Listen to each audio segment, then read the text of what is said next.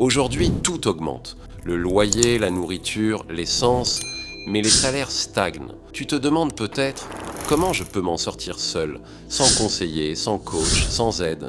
Eh bien, dans cette vidéo, je vais te montrer comment prendre le contrôle de ton argent, même si tu pars de zéro. 7 étapes simples, concrètes et applicables dès aujourd'hui. Et reste bien jusqu'à la fin car je vais te donner le piège numéro 1 à éviter. Celui qui ruine des milliers de gens sans qu'ils s'en rendent compte. 1. Prends conscience de ta réalité. Imagine quelqu'un qui dépense sans compter, pensant qu'il gère. Un jour, il regarde son compte, moins 312 € pendant 7 jours, et écrit chaque dépense. Un café? Note-le. Une appli à 0,99 €? Note-la aussi. Tu peux utiliser Money Manager, Spendy ou une feuille papier. Voir exactement où va ton argent. C'est comme diagnostiquer ta santé avant un traitement. Deuxième, mets en place un budget réaliste. Pas besoin d'être bon en maths. Utilise la méthode 50-30-20 ou plus simple encore. Fixe ton revenu mensuel, soustrais les dépenses fixes, loyer, facture, transport.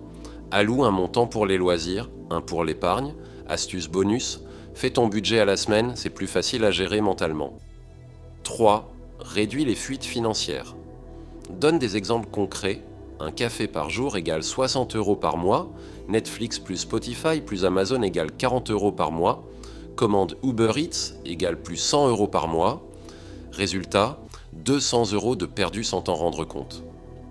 Solution? Garde un seul abonnement, prépare tes repas, fixe un plafond loisir par semaine. 4. Fixe un objectif financier clair. Sans but, tu abandonneras vite. Fixe un objectif SMART. Spécifique, mesurable, atteignable, réaliste, temporel. Je veux économiser 300 € en 3 mois pour acheter un nouvel ordi. Mets une image de cet objectif en fond d'écran, c'est ton rappel visuel. 5e, épargne intelligemment. Méthode simple, dès que tu reçois ton argent, épargne 10% d'abord, même si c'est 5 €, mets-le dans un compte séparé, inaccessible, automatise, virement programmé le jour de paie, utilise des apps comme Lydia, Revolut ou Monzo. Objectif, te créer un fonds de sécurité, au moins 500 €, puis épargner pour investir. 6. Investis même avec peu. Beaucoup pensent que pour investir, il faut être riche. Faux. Tu peux commencer avec 10 € en ETF avec Trade Republic, 5 € en crypto automatique avec Bitstack, acheter des fractions de biens immobiliers avec Rilt. Apprends avant d'investir, une vidéo YouTube par jour, 30 leçons par mois. Ne tombe pas dans les arnaques du type « double ton argent en 24 heures ». Si c'est trop beau pour être vrai, c'est faux. C'est apprends chaque jour, lisse, écoute, regarde. Livre Père riche, Père pauvre. YouTube, chaînes comme Mission Riche, Ali Abdaal, De Futur, podcast, Le Gratin, La Martingale, Le Grand Bain, Challenge, 10 minutes de contenu financier par jour pendant 30 jours. Résultat garanti, tu penseras différemment et tu agiras différemment. Bonus, le piège à éviter, vivre au-dessus de tes moyens.